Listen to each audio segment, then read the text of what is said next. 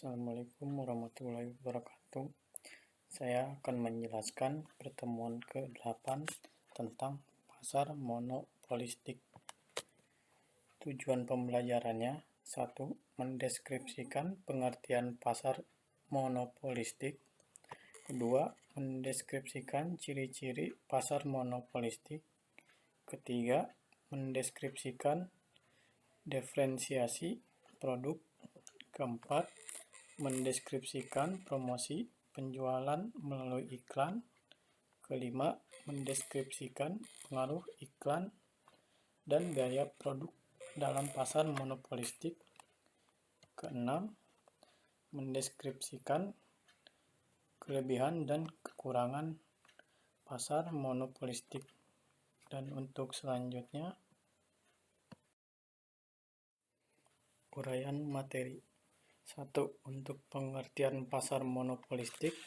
Pasar persaingan monopolistik adalah suatu pasar di mana terdapat banyak produsen yang menghasilkan barang yang berbeda corak atau differentiated product.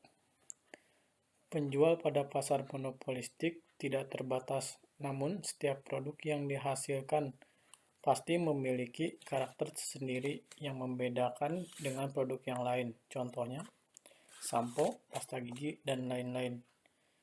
Meskipun fungsi semua sampo sama, yakni untuk membersihkan rambut, akan tetapi setiap produk dihasilkan produsen yang berbeda memiliki ciri khas. Misalnya, perbedaan aroma, perbedaan warna, perbedaan kemasan, dan lain-lain. Selanjutnya, ciri-ciri pasar monopolistik. A. Terdapat banyak penjual. Terdapat cukup banyak penjual dalam pasar persaingan monopolistik, namun demikian ia tidaklah sebanyak seperti pasar persaingan sempurna. Lalu, barang bersifat berbeda corak. Ciri sifat yang paling penting dalam membedakan antara pasar persaingan monopolistik dan persaingan sempurna, seperti telah diterangkan dalam persaingan sempurna. Produksi berbagai perusahaan adalah serupa. Oleh karenanya, sukar untuk membedakan yang mana yang merupakan produksi sesuatu perusahaan dan yang mana pula produksi perusahaan lainnya. Produksi dalam pasar persaingan monopolistik berbeda coraknya atau differentiated product, dan secara fisik mudah dibedakan di antara produk suatu perusahaan dengan produksi perusahaan lainnya. Di samping perbedaan dalam bentuk fisik barang tersebut, terdapat pula perbedaan dalam pengemasannya, perbedaan dalam bentuk jasa perusahaan setelah penjualan atau after sale service, dan begitu juga dalam pembayarannya. Sebagai akibat dari perbedaan ini, bukanlah barang yang bersifat pengganti sempurna atau perfect substitute kepada barang yang diproduksikan perusahaan lain. Mereka hanya merupakan pengganti yang dekat atau close substitute. Monopoli, walaupun kecil, yang dimiliki oleh perusahaan dalam persaingan monopolistik. C. Perusahaan mempunyai sedikit kekuasaan mempengaruhi harga. Berbeda dengan perusahaan dalam pasar persaingan sempurna yang tidak mempunyai kekuasaan dalam mempengaruhi harga. Perusahaan dalam pasar persaingan monopolistik dapat mempengaruhi harga, namun demikian kekuasaan mempengaruhi harga relatif lebih kecil kalau dibandingkan dengan perusahaan oligopoli dan monopoli, sehingga perbedaan ini menyebabkan pembeli semakin bersifat memilih. D. Kemasukan ke dalam industri relatif mudah. Semua perusahaan dapat memasuki atau meninggalkan pasar ini tanpa hambatan apapun. Perusahaan yang akan masuk dan menjalankan usaha di dalam pasar persaingan monopolistik tidak akan banyak mengalami kesukaran, tetapi dalam memasuki pasar tidaklah mudah seperti pasar persaingan sempurna. Lalu, persaingan promosi penjualan sangat aktif. Untuk mempengaruhi cita rasa pembeli, para pengusaha melakukan persaingan bukan harga, tetapi lebih mengarah pada mutu, desain produk, melakukan kegiatan iklan yang terus-menerus, memberikan saat penjualan yang menarik, dan sebagainya. Yang ketiga, ada diferensiasi produksi. Setiap perusahaan dalam pasar persaingan monopolistik akan berusaha untuk memproduksikan barang yang mempunyai sifat yang khusus dan yang dapat dengan jelas dibedakan dari produksi perusahaan-perusahaan lainnya. Maka dalam pasar akan terdapat berbagai barang yang dihasilkan suatu industri yang mempunyai corak, mutu, desain, mode, dan merek yang berbeda-beda. Terdapatnya berbagai variasi dari suatu jenis barang adalah sifat istimewa dari pasar persaingan monopolistik yang tidak terdapat di dalam persaingan yang sempurna. Kepada setiap perusahaan, barang yang berbeda-beda sifat tersebut akan menjadi daya penarik khusus ke atas barang yang diproduksinya. Segolong konsumen tertentu akan lebih suka membeli barangnya kalau dibandingkan dengan barang-barang yang sejenis yang dihasilkan produsen lain.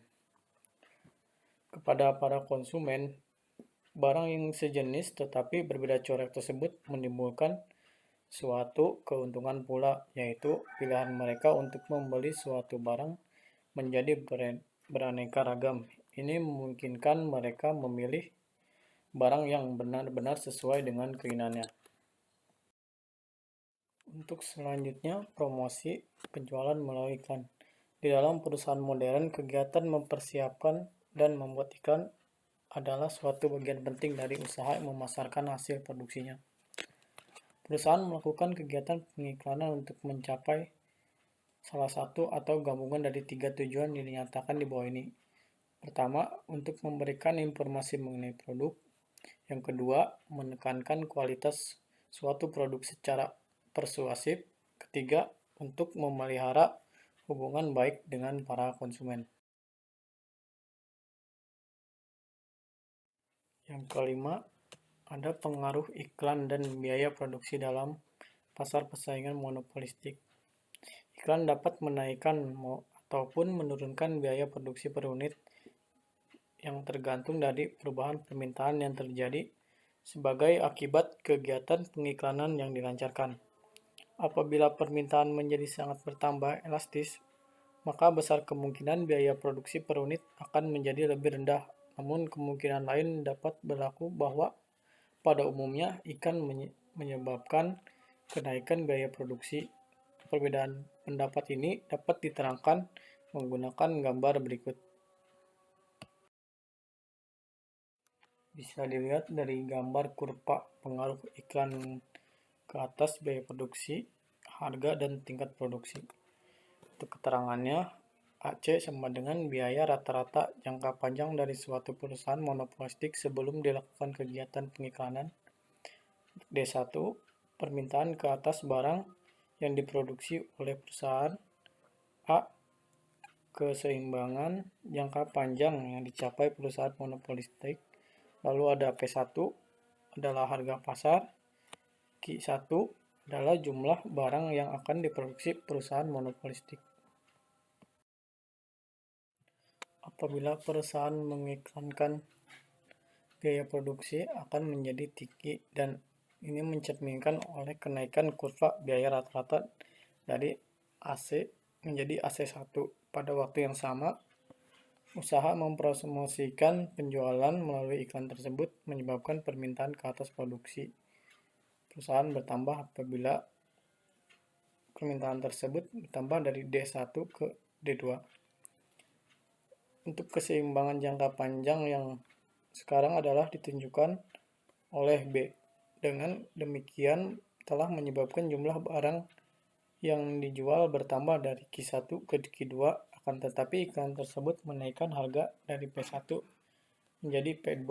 Berdasarkan kepada keadaan yang baru diuraikan, ini segolongan ahli ekonomi berpendapat bahwa iklan merupakan suatu perhamburan karena ia menaikkan biaya produksi tanpa membuat suatu perubahan apapun ke atas bentuk, berat, dan mutu suatu barang.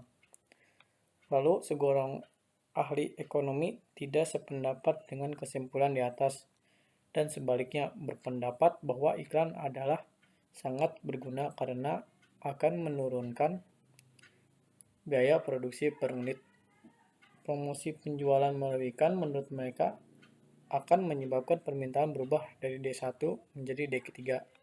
Maka keseimbangan jangka panjang dari suatu perusahaan monopolistis yang melakukan kegiatan iklan akan dicapai titik C. Ini berarti iklan menaikkan jumlah penjualan yang cukup banyak, yaitu dari Q1 menjadi Q3.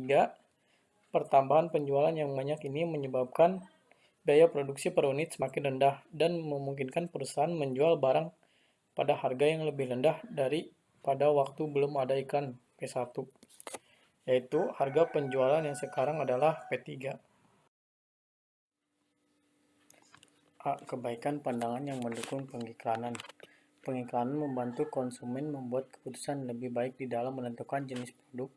2. Iklan menggalakkan kegiatan memperbaiki mutu suatu produk. Yang ketiga, iklan membantu membiayai perusahaan komunikasi massa seperti radio, televisi, surat kabar, dan majalah. Yang keempat, iklan menaikkan kesempatan kerja. Lalu yang B, keburukan pandangan yang kritik pengiklanan. 1. Promosi secara iklan adalah suatu penghamburan. 2. Iklan tidak selalu memberikan informasi yang benar. Yang ketiga, iklan bukan secara efektif untuk menambah jumlah pekerja dalam perekonomian. Yang keempat, iklan dapat menjadi penghambat perusahaan yang baru masuk ke dalam industri.